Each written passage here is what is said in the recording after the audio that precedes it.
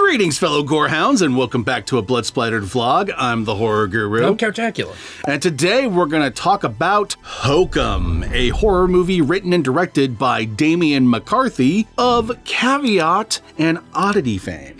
And much like those movies, this movie is a slow burn. It's a slow burn. It's probably his most accessible movie, though. Yes. There's something about it that's a little bit more straightforward than the other two movies. Yeah. Which kind of messes with your head a little bit more, whereas this movie is kind of a straightforward narrative. There are some twists and turns. It's such a just well-done script. Yeah. The characters are so well realized. It's probably one of the tightest scripts I've watched this year. It's one of Adam Scott's better performances. Yes, Adam Scott of Severance and Parks and Recreation fame, as well as Little Evil and The Monkey fame, does a really great job in a very serious role this time around. He's done serious roles before, but this role, he's kind of playing like almost like a Stephen King style protagonist, the kind of like broken author character. His name is Ohm Bowman, and he basically, after seeing the ghost of his mother one day, decides to visit rural Ireland to go to the hotel where his parents honeymooned to scatter their ashes, and hopefully in the process get some inspiration to finish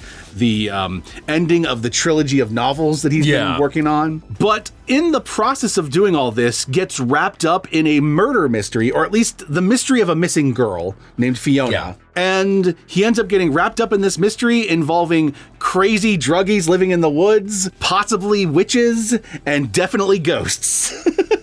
It's just a very well-written ghost story at the end of the day. There's a lot of other stuff in the movie, but at its core, it's a ghost story. It kind of reminded me of that Ty West movie, The Innkeepers. Yeah, I kept thinking of The Innkeepers. Because like the small hotel environment with like the spooky ghost moments. Yeah, very atmospheric, not particularly a story that's taken its time, you know. But like all of Damian McCarthy's previous movies, Oddity and Caveat, there's almost like a folk horror element to it. Yeah, because all of his movies have like that freaky rabbit thing that's going on. There's the bunny in Caveat, which actually makes a reappearance in Oddity as kind of like a little cameo. And then in this, there's bunny imagery throughout the movie. And there's also like children's television character named, was it Jack the Jackass or something like that? Yeah, something like that, yeah. And he's supposed to be a donkey, but even his donkey outfit is kind of looks like a rabbit. It looks like a jackrabbit. Yeah. And also, one of the spirits that keeps appearing for him also looks like a bunny. But the reason for that is actually explained later in the movie that we'll talk about in the spoiler section. Yeah. So somewhere within this vicinity, this girl went missing. So he's trying to solve it because when he arrived at this place, she was like the one person he actually connected with. Yeah. Now, to be fair, that's partially because he's an asshole. But what I liked about him is that he's written to be an asshole, but also an asshole who's not completely a piece of shit. Like, one of the things he's an asshole about is the groundskeeper killing these goats. Yeah. Now, on the surface, like, he's killing these goats. The goats did nothing wrong. He's just fucking murdering them because they're nuisances. But the way Adam Scott goes about it is very much the American entering the rural community that he's not a part of and then, like, shoving his weight around. So he goes about it in a very asshole way, but his core complaint that the guy is killing these poor goats is valid. Yeah. You know? But, the thing I like about it is they explain why he's being such an asshole. Yes. Later on in the movie, you learn more and more about this guy. It's kind of like 1408 in that way. Yeah. Like, you kind of watch him slowly lose his mind dealing with these potentially supernatural forces as well as like physical forces. And throughout it, you're kind of getting more glimpses into who he is and why he became the way he is, why he's an asshole, why his parents weigh on him so much, and also why he's kind of obsessed with like figuring out what happened to this girl. Yeah. You know, who he also mentioned earlier in the movie kind of reminded him of his mom, which is also like an important key factor in this. It's not the scariest movie you'll ever see, but it definitely had moments that like chills ran down my spine. Yeah. There was one moment in particular, which is a big spoiler, that I was just like, Jesus Christ. And unlike The Innkeepers, which I really love The Innkeepers, this movie has a much bigger ending. Oh, yeah. Even though it's a small movie, it has a big ending, and I really like the big ending that it has. It's really nice. It goes all the way with a lot of the concepts it introduced throughout it. Great performances all around. Also, shout out to the character Jerry, Jerry's a real one. Jerry's the real one? Yeah. Jerry is this hobo who lives in the woods and drinks magic mushrooms. Drinks magic mushrooms mixed in with goat's milk. Yeah. And performs burial rituals for all the goats that the guys kill at the place, and actually kind of connects with the main character. Yes. Because he also agrees about the goat thing.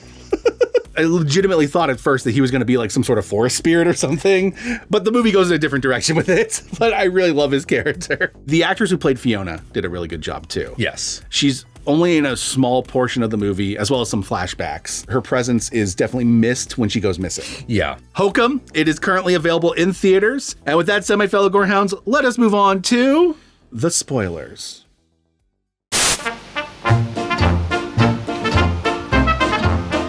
Okay, biggest spoiler is that part of the reason the guy's being such an asshole is because he is there at this hotel to commit suicide. Yes, he came there to commit suicide. And the reason why he wants to commit suicide is because when he was a little boy, he accidentally killed his mother.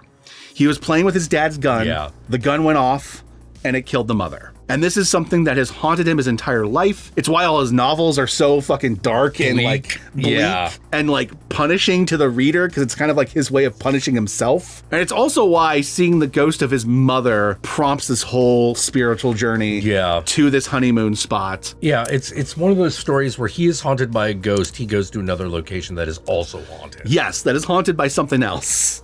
Possibly a witch that is contained in the basement of this place. Well, actually, they say it's contained in the honeymoon suite. But it turns out it's contained in the honeymoon suite because the honeymoon suite connects directly to the basement because of the dumbwaiter. Yeah. But it's actually living in the basement is where it's actually chained up. Yeah. And there actually is a witch in this. The witch actually is the next spoiler. The witch is real. But the witch is not the source of evil in this movie. No. It's not the evil in the story. The desk clerk. The desk clerk. The desk clerk who is the son of the guy who owns the hotel. Yeah. His name is Mal. He was having an affair with Fiona, got Fiona pregnant, and then to cover up the pregnancy, to cover up the affair, he killed Fiona during the Halloween party. Yeah. And stuffed her in the dumbwaiter. Well, he didn't kill her. He stuffed her in the dumbwaiter, let her down there where there was no way up, and she basically starved to death down there. Yeah. The bunny imagery in the movie comes because she was wearing a bunny costume at the Halloween party. Yeah. So when the ghost in the bunny costume keeps appearing for the main character, it's Fiona's ghost, who appears multiple times. And you're wondering throughout the movie, is he just haunted by the thought of her, or is that a literal ghost that's appearing before her? Yeah. It turns out it's a literal ghost. It's a literal ghost. There are multiple times throughout this movie where the scenario could only play out if the ghost is real. Not the least of which being when Mal, the villain of the story, tries to burn down the hotel and he's like suffocating in the fucking smoke, and the groundskeeper runs in and he hears a woman's voice yelling for him. Yeah. And he goes in that direction and finds Adam Scott fucking suffocating on the ground and saves his life. Which is the second time, by the way, Fiona saves him. Yeah. Technically not Fiona's ghost, because Fiona's ghost saves him there, but then Fiona herself saved him when he committed suicide too, when she was alive. So Fiona saves him twice in this movie, one time in ghost form. But it also means that the mother that he's been seeing throughout the movie is also actually the ghost of his mother. Yeah. Who's actually there and has actually been trying to communicate with him. One of my favorite fucking scary moments in the movie is actually the jump scare where he like goes around the corner and she just comes around falling behind him. It's such a simple fucking scare, but it gets me every time. There's also another kind of cool reveal where it turns out the magic mushrooms were a setup. Yeah. At the beginning of the movie. There's this whole exchange with Jerry where Jerry says, like, when you look into your own eyes, the trip gets more intense when you're on the mushrooms and you stare into your own reflection. There's like a flashback to the night when he tries to kill himself. He doesn't succeed because Fiona saves him. And he is like staring at his own reflection and like sees the ghost of his mom again in the fucking elevator on the way back to his room. You don't know in that moment, but this clerk that he fucking insulted earlier in the movie, like it's the bellboy. Yeah. Spiked his drink with the magic mushrooms. So he was tripping the night he killed himself. And it got intense because he looked at his own reflection and it got too intense. And so he couldn't live with himself. Yeah. That's one of the reveals that happen later in the movie. But also, because everything's so fucked up, he keeps drinking that swig of fucking like whiskey he's got, which is the spiked whiskey. So the ghosts are real, but he's also high, which is making the whole scenario all the more fucked up. But also, as Jerry explains, on the mushrooms, you can see the ghosts that are real and are there, but you wouldn't see otherwise. Yeah. So he sees all of them, including the witch in the basement with her fucking banshee wail. That's fucking horrifying. Actually, one of my favorite little touches is that he learns very early on from like a book of witchcraft. Fiona's book. Mm-hmm. You know, that if you take chalk and you draw a circle around yourself, the witch can't see you. That totally is wrong.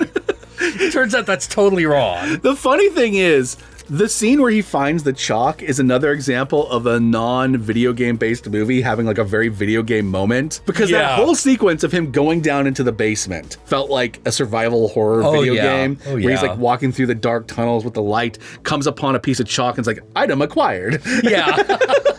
But I love how he like makes the circle, but when the witch like appears, she just walks right over it. Apparently that circle wasn't completed, but I'd have to rewatch the movie to confirm that for myself. But okay. Apparently that circle was not entirely completed, so it might have worked. Maybe. We'll have to see. Well, I mean, the look of the witch herself is what really is good. Oh, I love the witch. Yeah. She's so great. Well, I also love the detail that Fiona was able to see the witch in some of the spooky stuff too, because her drink was spiked as well. Yeah. Oh, man. It was a good movie. It's a good movie. I really thoroughly enjoyed this movie. It's not my like #1 movie of the year, but definitely top 10. Yeah, it's really good. Definitely top 10 list material. It's a great script, one of the best scripts Damian McCarthy has written so far, and I love oddity and caveat. Each movie I feel like I love a little bit more. He just keeps getting better and better. This movie was really, really, really good with its sound cues. Yeah, the sound was great. Sound is really good. That's the one thing that one reason I would recommend seeing it in a theater with like a big sound system. Yep. You know. Also, the reason why I keep referring to Jerry as a real one is because for a huge chunk of this movie, Jerry is accused of being the murderer of Fiona. Oh, People think that he did it. But he is convinced that Fiona is somewhere in the building, even if it's just her body. Yeah. And so he's trying to fucking do that. And he's the one who kind of spurs the Adam Scott character to keep searching the place. But more than that, when Adam Scott's in danger, this man comes running after jumping out of a car. Oh, yeah. And limping. He's got a broken leg. Yeah. And he's fucking got like a hatchet. He can only use one arm. Nothing's going to stop him from saving Adam Scott to the point where it actually gets him killed. Like, this is... Yeah. You feel so bad when Justice when for he Jerry. it. Favorite character in the whole movie. He's great. So yeah, Hokum. Great movie. And where can they find you, Count Jackula? Oh, you can find me here on YouTube, where I stream sporadically, generally around like 7 p.m. Pacific Standard Time on every weeknight. Y'all know me. I'm the Horror Guru. You can find me at the Horror Guru on various social media platforms, but these days I primarily use Blue Sky, so follow me on there. Be sure to like, comment, and subscribe, and don't forget to ring the notification bell so you're notified of our videos immediately upon their upload. And if you'd like to help out either of us more directly, be sure to check out our Patreon pages. And remember, if you decide to go the Patreon route, even $1 a month can go a long way, but we will certainly accept more. And if you made it this far into the video, then I want you to comment below, and be sure to comment below using the hashtag #GoatsOnCars. Because there's this hilarious bit in the movie where it turns out the reason they keep shooting the goats is because the goats like to eat the mushrooms in the forest too. Yeah. So they get high, and when they get high, they like to look at their own reflections, and so they jump on the hoods of the cars to see themselves in the hoods. And that's why the fucking groundskeeper keeps finding them to be nuisances and keeps shooting them. So goats on cars. Goats on cars. Goats on cars. And that's it. We're done. Yeah, we're done. See ya.